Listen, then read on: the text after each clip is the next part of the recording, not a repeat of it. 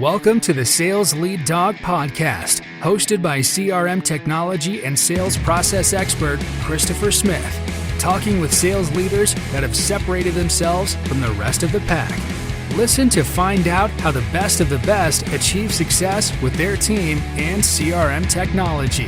And remember, unless you are the lead dog, the view never changes.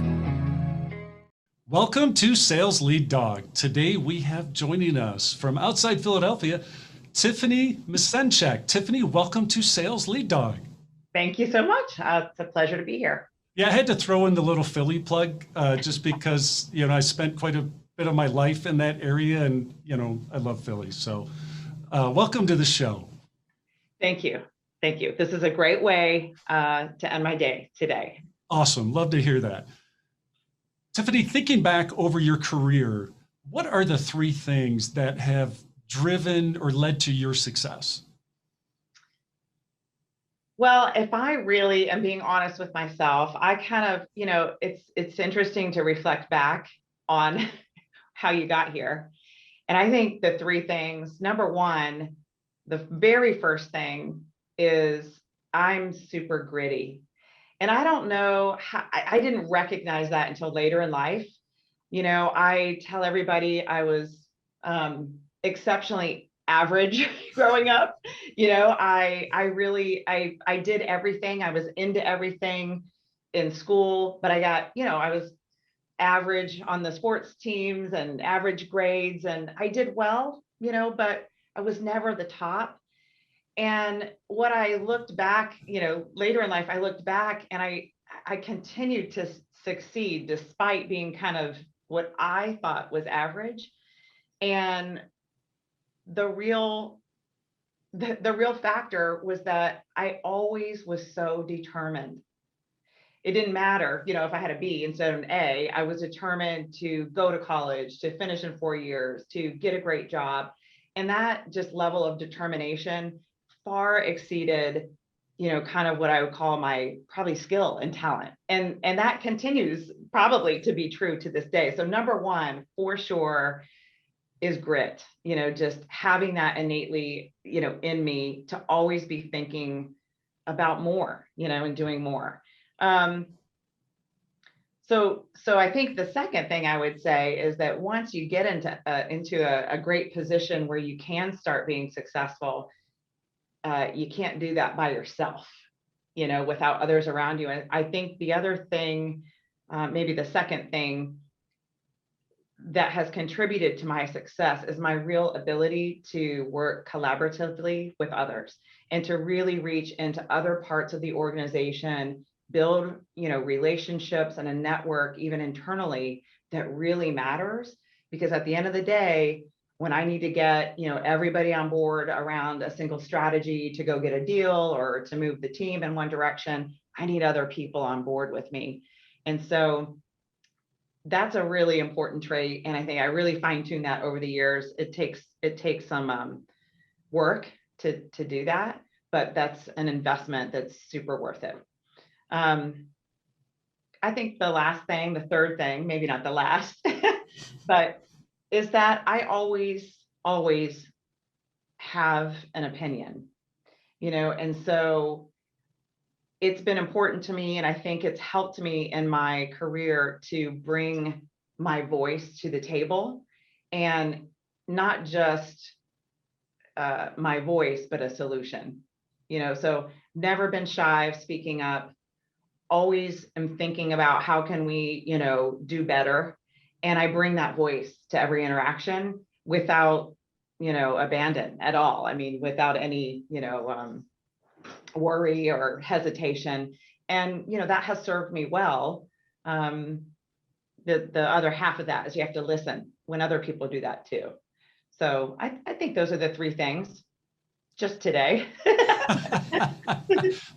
That's a great answer and very unique. You're the first one who said grit. You're actually, I think, the first for all three. And we definitely shared the last one. Oh boy, do I have opinions. Right. I mean, you got to kind of just, put them out there on the table and then find solutions and see how you can get there. So. That's right. Tiffani, Tell us about your current role in your company. Sure, I'd love to. It's exciting. I am the vice president of sales for North America for Intelerad. I have been here for 3 months, roughly, and it is quite a fun ride thus far. So Intelerad is, really a global leader in radiology workflows. We recently acquired we're growing like, a weed here. And we recently acquired 2 cardiology and OB, companies, and that expands our footprint into hospitals and health systems dramatically so that we can now truly provide an enterprise imaging solution to hospitals and health systems. And, I've spent my entire career selling to and building relationships with hospitals and health systems. And it's just super exciting to be a part of this growth at Intelerad and, to help really execute on this true vision and growth plan. It's an amazing time to be here. So That's awesome. And for people that maybe don't have much healthcare experience, that's a huge problem you're solving, correct? it is. I can give you some personal examples. I have a very acutely critically ill sister, younger sister, and she has been for some time. And if you just think about when her name is Brittany, when she goes in, and oftentimes she ends up in an ED and she needs immediate care, something's really wrong. I will tell you that she spent 10 days in the hospital recently in kidney failure. Think about the moment she's entered into the ED and they need to do x-rays and get fast diagnosis. And they take the x-ray or the MRI, whatever that, picture, right, is, and they need to quickly get it to the right radiologist, the right doctor who understands the right specialty, et cetera, in a critical, period of time seamlessly.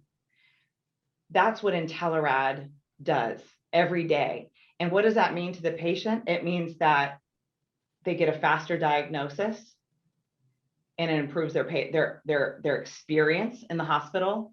And ultimately we're looking for, a better outcome, right? Yep. And so I'm so passionate about what I do, what I've always done in healthcare, because, I have a sister who is my why. And we all have our whys, but boy, being able to truly make an impact and understand that impact, through personal experience, there's nothing like it. I have goosebumps listening to you. That's amazing. Oh. People, I don't think people understand, when you go into a big organization like a hospital, just how much technology and that flow of information, how critically important that is to the outcomes. It really is. And, there are so many points of potential failure. So, what we do is try to be, the most performant company. We have to have solutions that do what they say they're going to do. Those, you miss a few minutes and a patient, could die. I mean, that's really what we're talking about here. So it's a mission of Intelerad to improve patient lives, period. And we do. Yep, that's awesome.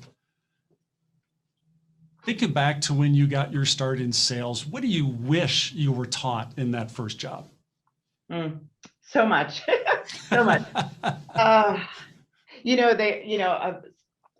often say that I've really appreciated getting older because the wisdom comes with it, right? So I don't mind as the numbers tick up. But if I look back years and years and years ago, my first job out of college, it was a sales job, and I'm sure we'll get into that, but I was given, no joke, I was given a company car, a whole bunch of, salary and bonus and money, and said, at 21 years old, they said, just go out and cover Indiana. And let me tell you what I didn't know then that I do now, the difference between responsibility and accountability. And it takes a while to get there. So I think, you can be, of course, I was responsible in that role. In a role, you have certain responsibilities, right, to do, make X number of sales calls, talk to this many clients, deliver the quota, whatever it is, right? We have job descriptions that tell us what our responsibilities are, but nowhere will you find in any sales boot camp or training anywhere what it means to be accountable.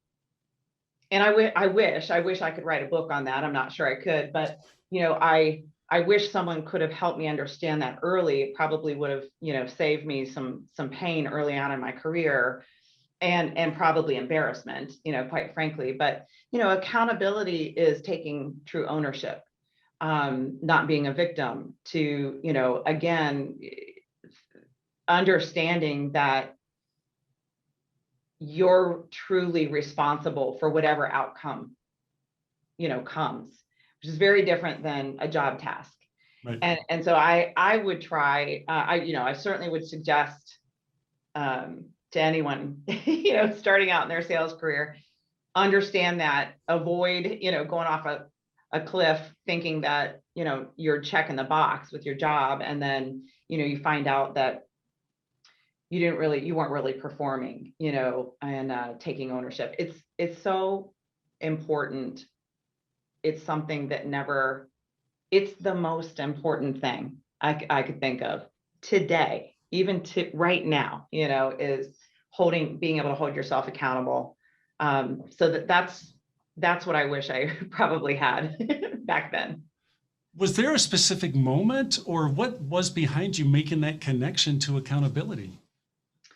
Well, I think it took time, but I've had a lot of ups and downs in my career, and if I look at if I look at them, to be honest with you, even in that early job where and by the way, I was selling soap my first sales job, I sold soap to grocery stores. I worked for Unilever, or Lever Brothers. You're probably familiar. Oh yeah, yeah. I mean, honestly, I was just flying high. I mean, I was like, woo, I've got a company car, and I was making more money than my friends who, were poor, getting out of college. And I thought I was so great. Let me tell you what happened. I bought a house when I was 21 years old, again, really like super responsible, right? And then that same company who put me on this great high, they downsized everything, and they outsourced their entire sales force to, like part-timers. And it was like they changed their entire structure. Yep. And from one day to the next, I found myself, out of a job, didn't have a car because I had to get that back, and I had just bought a house that I couldn't afford, Yeah. and I didn't have any real planning and purpose at that time. I truly was not being accountable for, as an adult, and just, Right. and so that was a hard lesson to learn. It was very hard because I kind of lost everything and started over again. And, I think that really taught me a valuable lesson. To never be in that situation again. And I need to hold myself accountable for goals, for metrics, for, a vision, and moving myself forward. I'm the only one. I have to be responsible for that. So it was an important lesson early on. I did recover, as you can see. Yes, you did. You did well. You recovered well. Thank you. Tell me about your transition to sales leadership. Would you say it was an easy transition, or was it difficult? It was easy. I don't remember it being an actual decision to, I don't remember the day. Like, there wasn't a day or a moment or event that I said, I want to be a sales leader. But I remember always knowing that I just felt most comfortable and most fulfilled when I was kind of helping others or teaching others. So very, very early in my sales career, I would get a best practice and then share it. like for starters on my sales team. And I just really started to emerge always in every sales team as kind of the person, the go-to. And I knew at some point that I was deriving a great sense of pride from that, which made it very natural, right, for me to go, oh, of course I'm gonna move into sales leadership. For me, there are people that are highly motivated. There are sales people that are highly motivated. We're all motivated by very different things. And early on, most of us are, in our career motivated by money. And there just was a point, right, in my career where there was a tipping of the scale, where I had done all that. I was very successful, but that my motivation shifted. And so, when the kind of the middle manager and AVP role, I remember at Allscripts is where I was at the time, opened up. I mean, I was like, of course I'm going to do this. That does come with some challenges, that transition. And certainly I have lots of lessons learned, and maybe, could share those as well about becoming a first-time leader. Yeah. I had another pivotal moment later in my career, and it really, when you become a first-time leader, there's a natural inclination to continue doing the things you did before, right? Which is individual contribution, right? So as an individual contributor, you're in control, right, of your destiny to some extent. We'll say mildly in control. So, yeah. And when that was a lesson learned early on as an AVP, is that I found myself, I'll tell you a story. My first AVP role at Allscripts, I, blew the numbers out, with my team. We were highly successful, #1 team that year, quarter after quarter. I was having a lot of fun, right? That sounds awesome, doesn't it? Yeah, it does. And I sat down and had a performance review with my boss, right, at the time. And he said, Tiffani, this is all great, but there was a but. And, for me, I was like, what, there's a but? What do you mean? It was all great, right? He said, but if you want to grow as a leader, you have to figure out how to make other little Tiffanis. This is not scalable. And I remember initially being offended and not understand. I totally was like shut off to that concept. And I absolutely understand at this point, what my boss at the time was talking about. If you find yourself, it's hard to give up, right, that control, and you have to make a pivot from caring more about yourself and your own performance to caring more about your team's performance. And that you have to make that pivot to scale your team and to succeed, truthfully. Yep. So I learned that lesson about like 2 years in, and I think there are doers and there are leaders. And if you're a leader and you find yourself doing, then who's leading? Right. And so my advice, right, to a new leader is to just get understand that it's not about you. You have to make the pivot and start being a mentor, a coach, and you have to figure out how to get the team to do, right, to rise up and to do. And that was a little hard lesson to learn from my boss, but he was right. Don't you hate that when you're right? Darn it. Yes. Yeah. That's great. That is really great. You took about 3 of the questions I normally ask, and you put them all in one great answer. I love that. I'm very efficient. You are super I have a efficient. red personality, so I'm kind of. So when it comes to being a sales leader, and you talked a little bit about this, I think part, I think, of being a great sales leader is you want to identify other potential great sales leaders. What's your strategy for cultivating those people within your team? So, I mean, it all starts with, I'm a firm believer that you should always constantly be thinking about who could take your own job.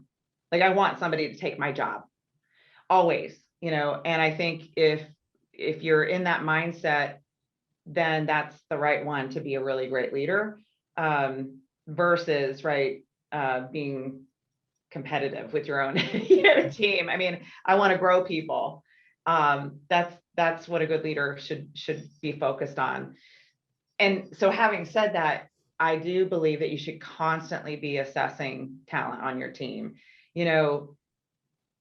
I don't think a team is ever set and final, and because the market changes, we make acquisitions, the solutions change, your whatever it is, you should be constantly assessing.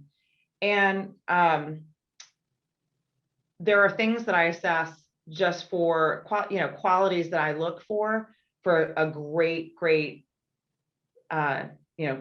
rep team. But all of those same qualities would be the same, right? Things that I look for in a great leader or a successor, or whomever it is. And I think, first of all, I believe firmly that it's easier to teach skill versus talent.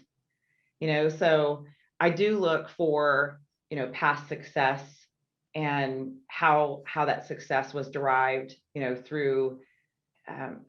I very specifically look for great critical thinking skills and problem solving skills. I mentioned before that I think one of the things that has helped me so much is being able to reach across aisles and collaborate, right? To get everyone on a same page to move a strategy forward. Super important in a sales rep.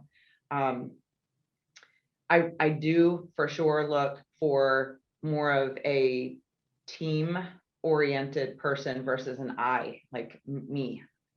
And that doesn't say that, I mean, look, there are many jobs that require, hunters out there, just right. We got to have that.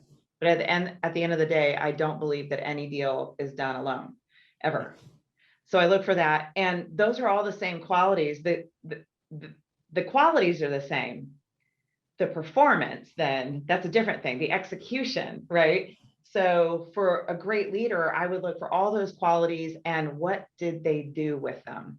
Were they able to take all those qualities, put them together, and are they moving the ball forward, with the team? Can I see those, just like I used to kind of rise up in my team and help with best practices and, volunteer for extra things. I look for those people who are naturally leading, without the title. And that happens all the time. There's always a leader, even at the individual contributor level,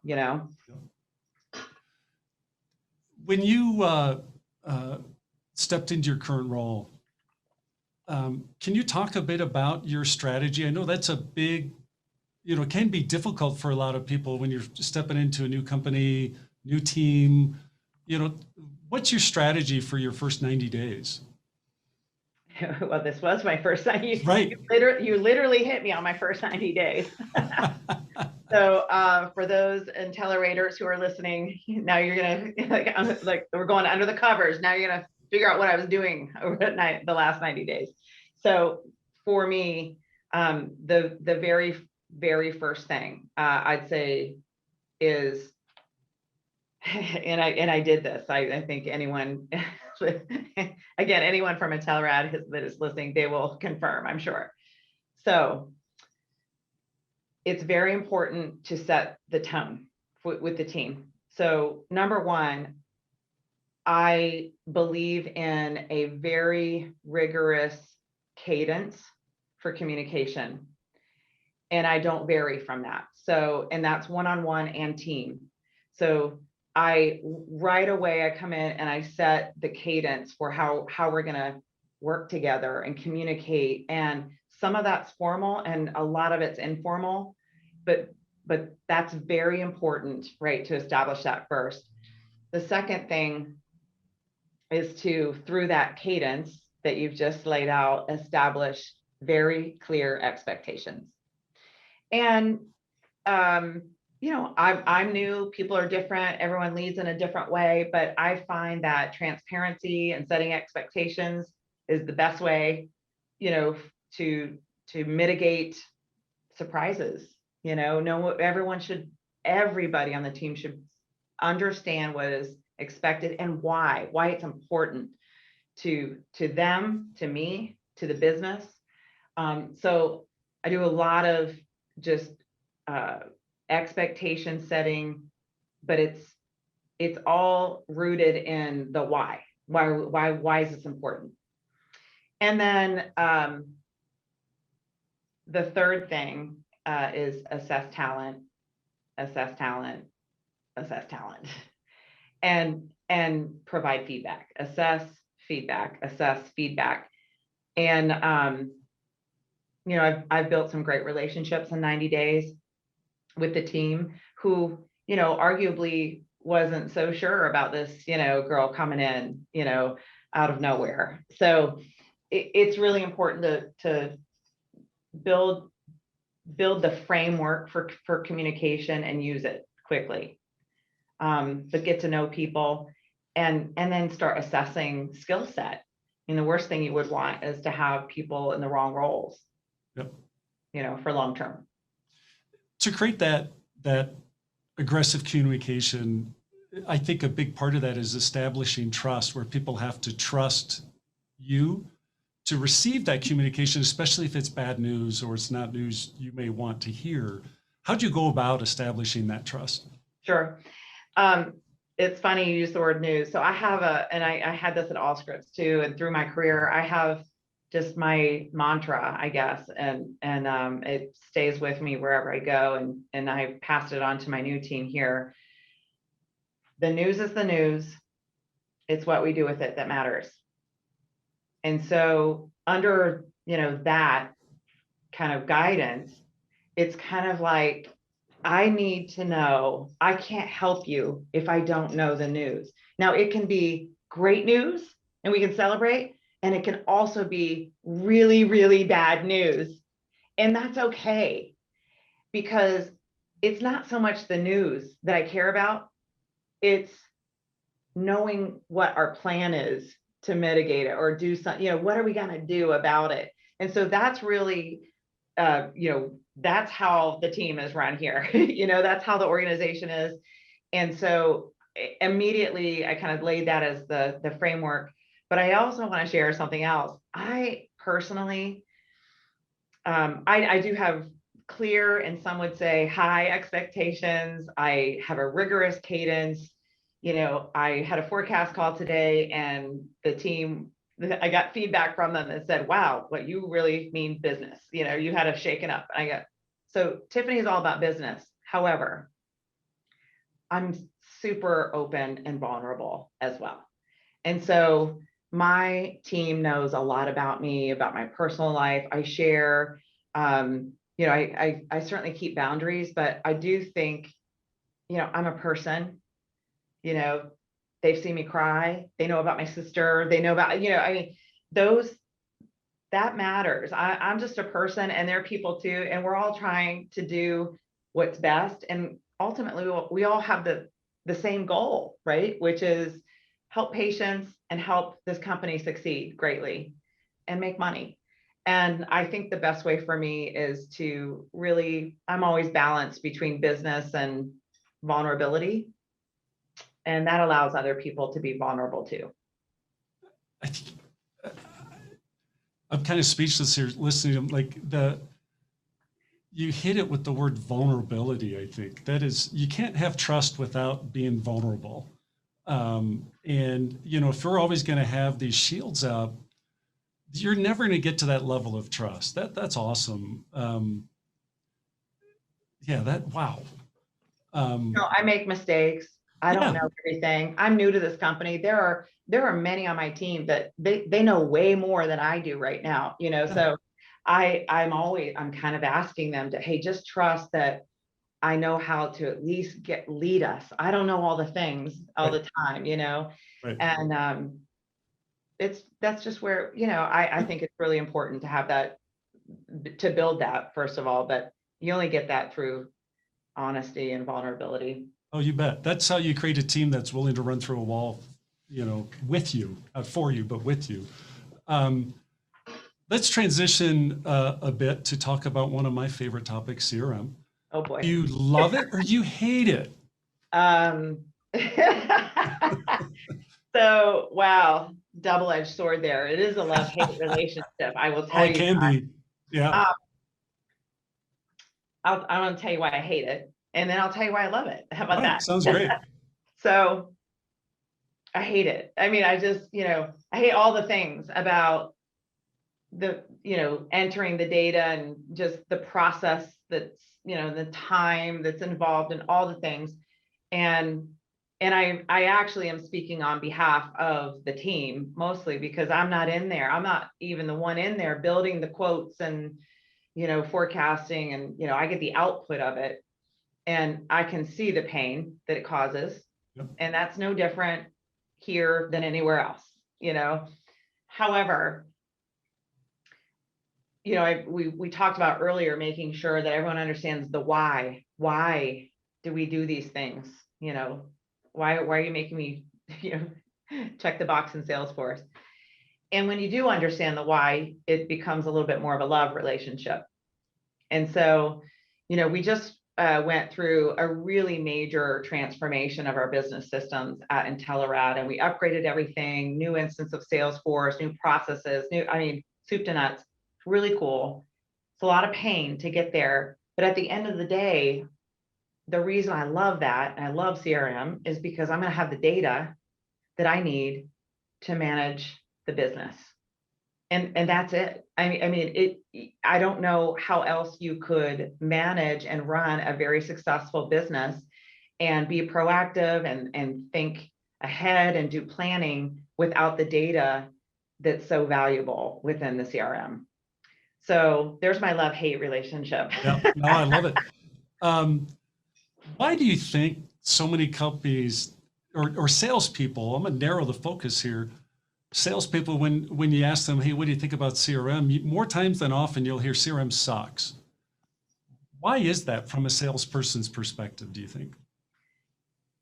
I think that they're so wired to be just out in the field, customer focused, sell, that it really does just feel like a administrative task that is not, I don't think they're connecting the dots to how this helps me make my money. So I suppose if we could connect those dots, it might be a little less painful. It is likely the bane of everyone's existence in sales, but there is value, especially when you're being, you're measured on performance, you're measured on your pipeline, and those are the types of things that I try to focus on with the sales team. And it's good, when their business is growing and you can see it, in the CRM, then that's a great thing. So Yep. I think everyone, salespeople are wired to just be out and about. Yep. Which has been really, really a struggle with COVID. Yep. I can assure you. Oh yeah, yeah. You kept saying you have to have your why. I talk about this a lot in the podcast and with the clients we work with, that whenever you're talking to users of CRM or really any system, you have to give them a reason of why their work and their interactions with this system is so important. And you said it, that a lot of people, they just think, well, this sucks for me, but they don't understand that the data they're putting in CRM or you're putting in CRM, we're using that to forecast. We're going to hire off of this. We're going to make purchase decisions off of this. There's a whole decision tree behind the data in CRM. And if the data sucks, all those other decisions downstream are going to suck too. That's right. That's right. So yeah, I think it's really important to expand those blinders or take them off and get people to really understand that it's not just about them. There's a whole bunch of people relying on the work that you're doing in that CRM, but it also at the same time, it's got to help them. And so when you guys were going through this big reconfiguration of your CRM, were there certain things that you guys were doing or strategies to make it easier or better for your sales team?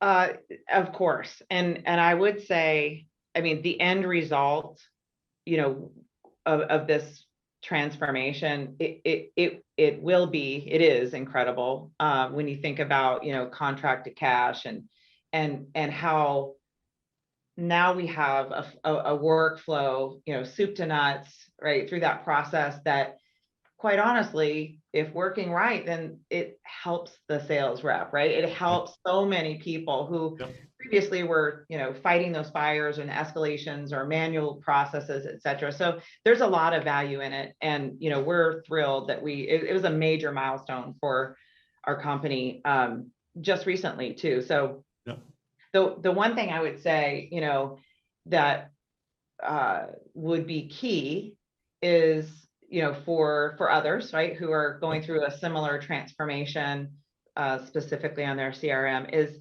just do make sure that that voice of sales, and more importantly, the voice of the client, is at the table when you're planning and designing and building. The one thing that you have to make sure you can accomplish at the end of all this transformation is that, does the system support the way that we have to sell and the way a client buys? Yes.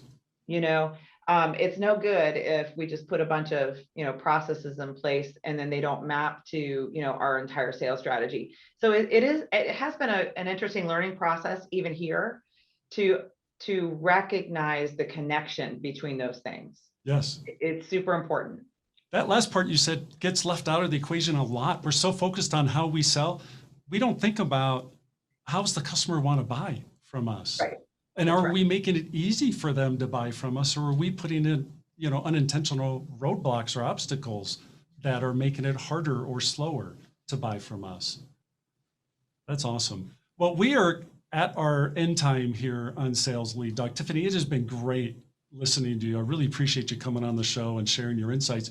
If people want to reach out and connect with you and to just connect with you or to learn more about Intelerad, what's the best way for them to do that? Oh, sure. I would love that. The more, the merrier, right? I love new connections. So they can find me on LinkedIn, or Tiffani.Misencik@Intelerad.com would do it too. That's awesome. Yeah. And all that will be in the show notes. So again, thank you so much for coming on Sales Lead Dog. It's been great. It's been my pleasure. Thanks so much. As we end this discussion on Sales Lead Dog, be sure to subscribe to catch all our episodes. On social media, follow us on LinkedIn, Facebook, and Instagram. Watch the videos on YouTube, and you can also find our episodes on our website at impellercrm.com/Sales Lead Dog. Sales Lead Dog is supported by Impeller CRM, delivering objectively better CRM for business, guaranteed.